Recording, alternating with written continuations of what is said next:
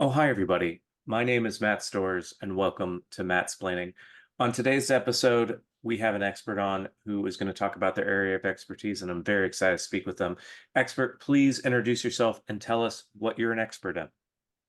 Thanks, Matt. My name is Adam, and I am an expert in mycology, which is the study of fungi. The kingdom of fungi and mushrooms specifically is an area of that kingdom that I really have a lot of expertise in. Absolutely fantastic. I feel like I know quite a bit about mushrooms, somewhat from the culinary side, but also from the identification side. A lot of people, they don't think about this, but New York has considerable mushrooms. There's a lot of trees lining a lot of the streets, and it gets kind of misty and it's wet, it's humid. And so very often you can go mushroom hunting in the springtime and sometimes in the summertime. And frankly, year round often. And one of the best things about the mushrooms in New York is regardless of what kind of mushrooms, whether or not they're lion's mane, whether or not they're chicken of the woods or anything like that, if you're getting these mushrooms in the city, in the outer boroughs or anything like that, the high metal content in the soil will guarantee a hallucinogenic response, mostly because of the high levels of the lead and other heavy metals and the poisoning that your body's going to go through. But that is, one of the big oversights. It's you're able to get the hallucinations that you would get with some psychedelic mushrooms just through the heavy metal poisoning. And Sure. then a lot of people, it's become very popular, mushrooms as a meat substitute, freezing mushrooms, growing your own mushroom kits, and it's really effective. Mushrooms can absorb a lot of flavors. They can, be really versatile. It can be a source of food and a source of nutrients that you can pretty consistently replenish if what you're doing. And I think that it also has the dynamic of being something that really facilitates love, connection, and family bonding, not only with going out and gathering the mushrooms, but depending upon what your romantic relationship is and how obsessive your partner is about their dressmaking and how often they want to be kind of in control and like the kind of codependent relationship that you develop with your partner wanting to you go out and get mushrooms, you poison them with a tea, and then you have to take care of them, and kind of knock them off of their pedestal once a year. And you think like, oh, you're playing with fire, you're poisoning your partner, but ultimately that's what you need. That's what really demonstrates your love for one another. And obviously, I'm talking about the movie The Phantom Thread. But this Mhm. was a very common thing in 2017 after that movie came out. Mushrooming got very popularized following this movie because people were like, this is how I'm going to save my relationship. It came, instead of having children, people are like, I'm going to go out, I'm going to forage for mushrooms. I'm going to find the perfect mushroom to poison my partner that isn't going to kill them, but is going to make them sick enough to where they need me. And we're going to have this stronger connection because of this caretaking dynamic. And then ultimately, a lot of people got poisoned, is really what happened. A lot of people got into a position where the poison control was called a lot of, but at the same Sure. time, a lot of people were put into a position where people got more mushrooms. Their lion's mane mushrooms became much more popular. The oyster mushrooms also very much more popular because people just didn't understand what they were getting. They thought any mushroom could make you sick, like Daniel Day-Lewis. And ultimately, I think mushrooms are something that are absolutely fascinating in terms of they're just kind of squishy a lot of times, and they're just fun. Absolutely. They're fun to look at, and Oh, totally. they can be various different colors, and it's just like, oh wow, how did this grow here? Why did this grow here? What was the circumstances that brought this particular mushroom to be in this part of the woods or this part of the city? And I think that's just like you can hypothesize, and the more fascinating I feel like it becomes. Now, Adam, based on what you've heard so far, about how much of that would you say was accurate? I would say there were a lot of wonderful theories in Okay. there.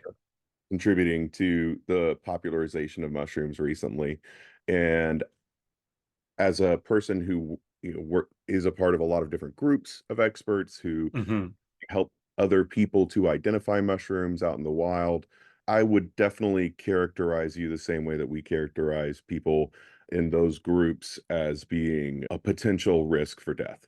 Okay, so that's all right. Yeah, that is a very and not necessarily a shocking rating, but definitely a rating. One of the harshest ratings I feel that I've gotten.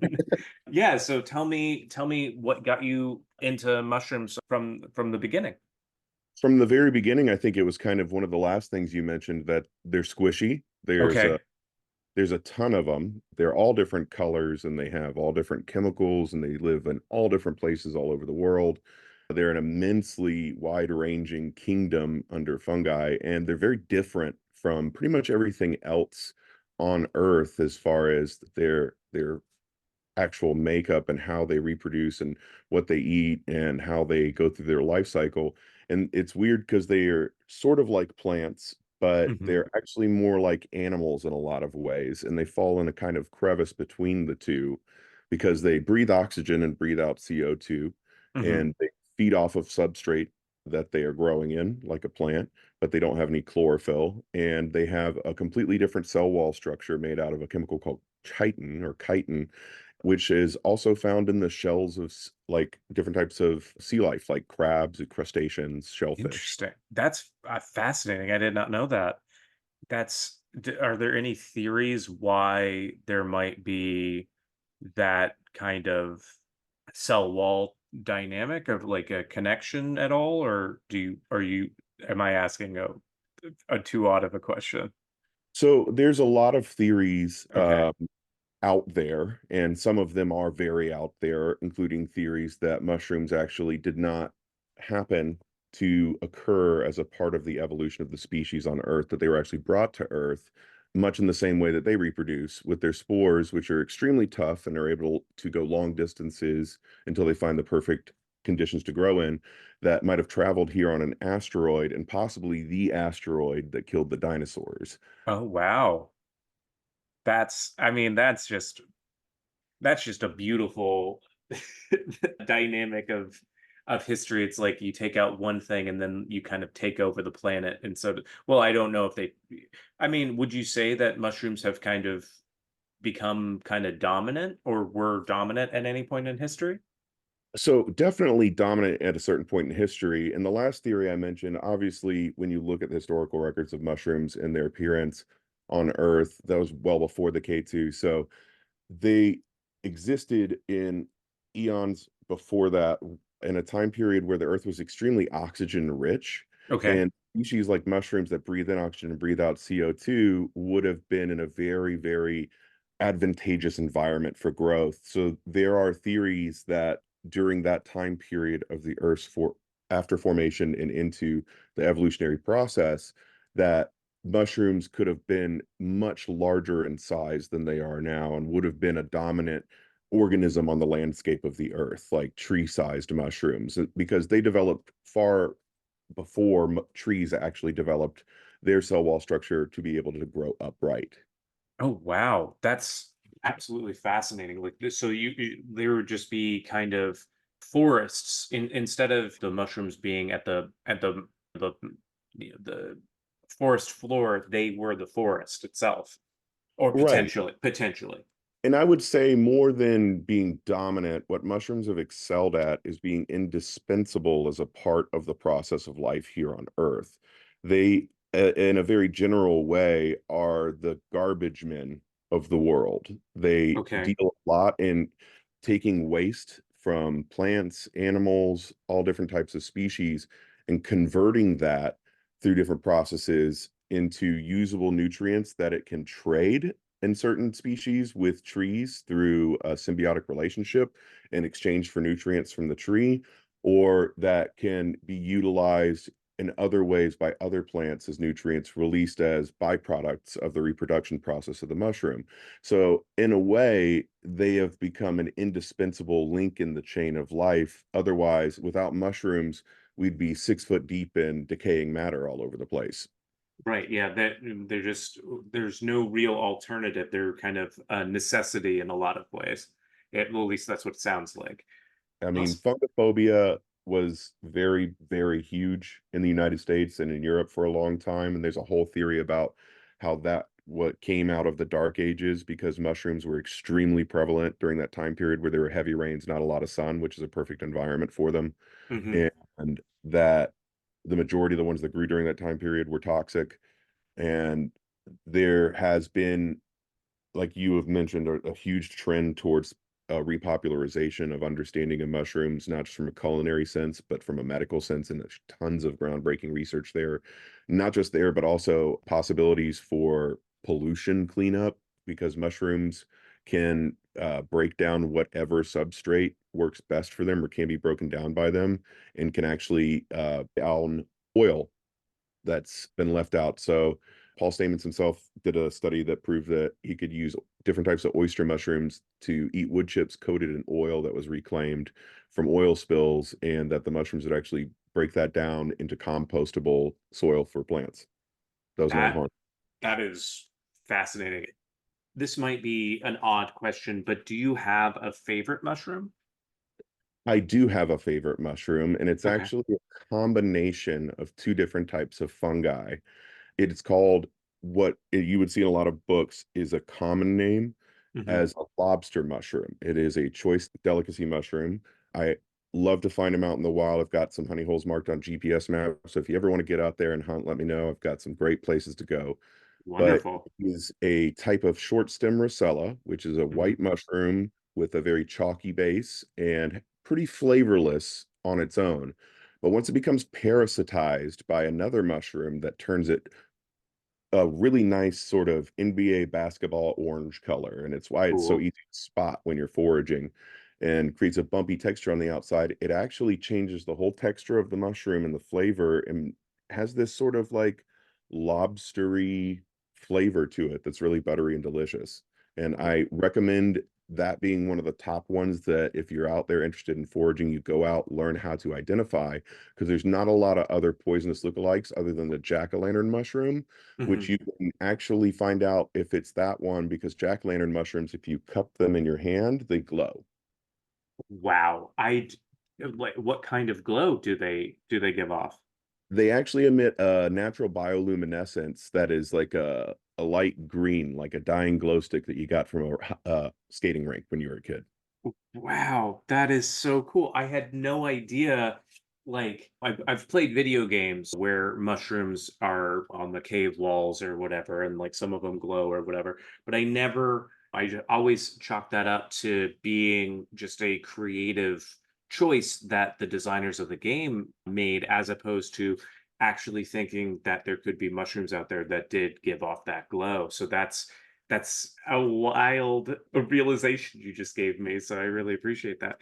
What are some of the things that, since I am somebody that is at high risk of causing death, if that's what are some of the telltale signs generally, maybe, that you might look out for if you were trying to get into foraging, or like if you did encounter a mushroom that some tests or something that you might want to do to identify things or make sure, like if you were in a survival situations, maybe something that you could do to test to see if you could eat a mushroom.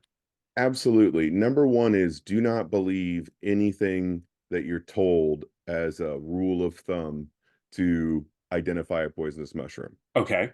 There are expected to be millions upon millions of different various species that are almost identical to each other. And we've studied about 17% of the mushroom kingdom, of that part of the fungi kingdom, really in depth, to have very clear ways to identify them. But the only 100% true way to know what mushrooms are which is to actually use microscopy to view their spores under a microscope slide. Mhm. Short of that, the best that we can do when we're out there hunting as people who are hobbyists is to make sure that we never ingest anything that we are not 100% certain of an identification on. And When it comes to picking mushrooms, it's best to really start out by purchasing yourself a book. There's a lot of great resources out there. The best one that I ever started with, which is a combination of great information and funny stories, is a little book called All That the Rain Brings and More. And it's super funny. It's easy to find in a bookstore because it's got a picture of a guy in a tuxedo holding a trombone, sneaking out from behind a bush, holding a chicken of the woods mushroom with a very devious look on his face. Delightful. That is, it sounds like they have a very good sense of humor just based on the cover. I think you have to when you're studying mushrooms because mushrooms tend to have a sort of sense of humor about them too, being death keepers and all. But short of being 100% sure, the best way that you can guard yourself is to start with really easily identifiable mushrooms that don't have common poisonous lookalikes that grow around them very often. Okay. And that usually consists of the species and genus Boletus, Mhm. which produces porcini mushrooms, wine caps, things like that. Some of that species stains different colors, which some people will tell you is a sign of poisonous chemicals present in the mushroom, but that is not entirely true. It's just different chemicals oxygenating and being broken down by exposure to oxygen.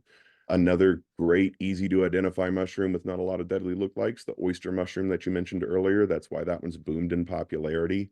And after you get really comfortable with identification, and definitely reach out to those groups. There's tons of groups on Facebook that you can join where you can post pictures to get help from experts like me and others to help you identify a mushroom. Always make sure when you're sending pictures to those groups, send us a picture of the mushroom from the top, send us a picture of the underside of the cap, and send us a picture of the stem broken in half. Those are going to help us help you identify it, along with information about where you found it, what time of year, and at what elevation. Absolutely. Yeah. I mean, that sounds like a very good framework to be able to effectively identify it, even if you're not there or not like, oh, I don't know if like senses of smell and touch and stuff like that might play into it, but just from that information alone, it seems like you would be able to have a fairly high accuracy rate of identification.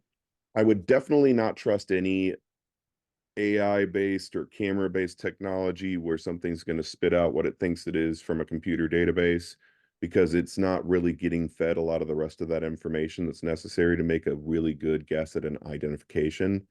But as you gain more confidence, like you Hmm. said earlier, the more you learn about this topic, the more it sort of draws you in to learn more and more about it. As you gain more confidence, you end up getting more skills to be able to really easily identify these from the poisonous versions that are out there. And it ends up becoming a very fun game that, as you mentioned, can be shared by couples who, especially if you are out there and you have ADHD, mushroom hunting is a very, very fun game that lends very well to your skills. Oh, that's fantastic. Yeah, I can imagine just like the necessity to like hyper focus and like look at those particular details of each mushroom, the underside, the top, the stem broken in half. When you're handling mushrooms, this reminds me, when you're handling those mushrooms, if you were to take a image or whatever, is it best to try and like wear gloves or like touch them with like a cloth or like with clothing in between? Or is there any sort of risk like by touching something that you might get sick or anything? Surprisingly, no in the mushroom group. Now, there's Okay. other groups in the fungi, possibly, yes. But with mushrooms specifically, you can pretty much barehanded handle any of these. It's more about if you inhale spores of certain species that could be bad for you. Okay. And there's even people out there who swear by the bite test, where they will bite a piece of a mushroom off and see if it tastes bitter, which would indicate the presence of possible alkaloids, which Okay. may or may not be bad. But if you can't 100% identify it and it tastes a little off, you can spit it out, and no one has ever died from that. The actual death rate from poisoning from mushrooms, I think, globally averages out to about 100 people a year, which is very low That's for really low cause for of but death. In the US, I think it's 3 per year. wow, that's if you were to have asked me what the number was, I would have thought it was much, much higher. That's Now, absolutely fast. accidental poisonings that don't result in death are extremely common. That Okay, I result see. in gastrointestinal distress, that result in liver failure or kidney failure from the more deadly species that can be reversed if treated in time with the right types of treatment from hospitals. And then there's some out there that are just really interesting because they only have negative effects in certain combinations. There's a species of ink cap that is completely non-harmful. Most everyone can eat it without any distress in their stomach or their intestines, unless there is alcohol present in your bloodstream, because alcohol breaks down one chemical component that actually does create a chemical version that results in a very, very, very bad time and a lot of trips to the bathroom. So Oh, if you wow. are out there looking to poison someone in a way that doesn't kill them, but does change their behavior, and you have an alcoholic partner, just saying, you can look that up. Interesting. Well, I didn't set out for this podcast to potentially give advice in that respect, but I'm happy that we got there. Adam, this has been so I don't fantastic. advocate for that, by the Oh, way. Let me say that absolutely, for legal absolutely, yeah, purposes. yeah. For legal purposes, we are not. Neither one of us is advocating for anybody to engage in such a behavior. Adam, this has been so insightful. If people wanted to learn more about you or more about mushrooms and fungi in general, where would you recommend they go? If they want to learn more about me, they can follow me on Instagram at Bathe Adam, BATHE ADAM. I post lots of pictures of mushrooms, trips to the woods. Always happy if you are interested in getting help with an identification to lend a hand there, because the number one thing I want to do is increase people's enjoyment and participation in this hobby and in this area of study. Because like I said, we've only got 17% really figured out, and the more people involved, the faster we learn about these things. So always happy to help in that regard. And also we want to limit the number of people accidentally poisoning themselves and others. And if they want to learn more for themselves, I highly recommend going out there and getting a guide to learn about mushrooms. Like I said, All That the Rain Promises and More is a book by David Arora. That is a really great and fun book to read about mushrooms. But if you're looking for a more actual specific full explanation with a lot less of the quips, quotes, and haikus, there's Mushrooms Demystified by the same author, David Arora. If you're interested in getting into growing mushrooms, we and the mushroom groups all recommend growing gourmet and medicinal mushrooms. It is referenced as the mushroom Bible among our groups, and it's written by Paul Stamets, who's a very large figure on the scene and who's done a lot of work to continue on the legacy of Terrence McKenna when it comes to psilocybin and hallucinogenic mushrooms. Fantastic. Adam, I can't thank you enough for joining me. I feel like I learned so much, and I hope everybody else did too. Really appreciate you having me on here. Always glad to share. Wonderful. My name is Matt Storrs, and this has been Mattsplaining. Quick shout out to Ryan Lawson, who made the theme music for Mattsplaining. He's part of Beat Blender Studios, which can be found at Beat Blender Studios on Instagram and TikTok. Or if you're in the market for some amazing music, you can contact him directly at beatblenderstudios@gmail.com.